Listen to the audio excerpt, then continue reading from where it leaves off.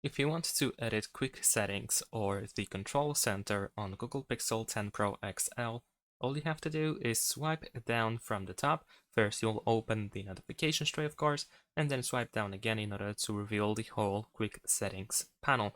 Now, in this case, on the right side, you should be able to find this pen icon. You can tap on it in order to start customizing quick settings. You can adjust the size, for example, of the styles that are already added. So if you tap on any of them, you will see this thick line on the right side, and you can grab by it in order to extend the size or make it smaller, of course. It's up to you how it should be. At the bottom below these added tiles, we also have tiles that are not added yet, and you can easily add them to the control center or quick settings actually. So for example, if I want to add, let's say, dark theme, I can just easily do that. I'm gonna also resize it a little bit.